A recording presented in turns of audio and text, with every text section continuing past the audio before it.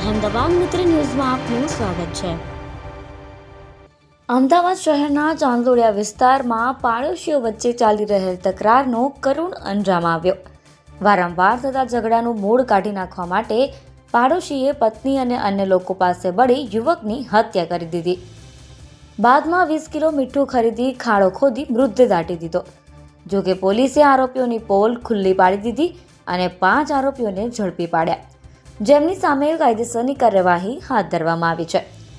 આ બનાવને લઈને શહેરમાં ચકચાર મચી ગઈ છે અને સાથે જ લોકો વિચારમાં મુકાઈ ગયા છે।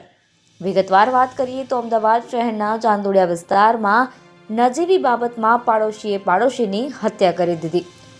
રણછોડનગરમાં રહેતા કમલેશ તિવારી 18મી ફેબ્રુઆરીના દિવસે ઘરેથી કોઈને કંઈ કહ્યા વગર ચાલ્યા ગયા હતા।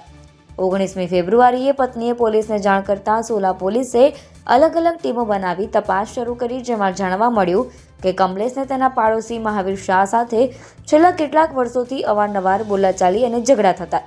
અગાઉ આ બાબતે પોલીસ ફરિયાદો પણ થઈ ચૂકી હતી। કમલેશના પરિવારજનો દ્વારા પણ મહાવીર પર શંકા કરવામાં આવી હતી, જેથી પોલીસે મહાવીર શાહ અને તેની પત્નીની પૂછપરછ કરતા સમગ્ર ગુનાનો ભેદ ઉકેલાયો।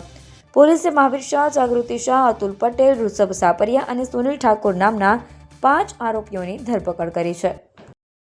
અહેમદાબાદ મિત્ર ન્યૂઝની યુટ્યુબ ચેનલને સબસ્ક્રાઇબ કરો અને બેલ આઇકોન જરૂરથી દબાવો, જેથી દરેક મહત્વના વિડીયોની નોટિફિકેશન તમને મળતી રહે।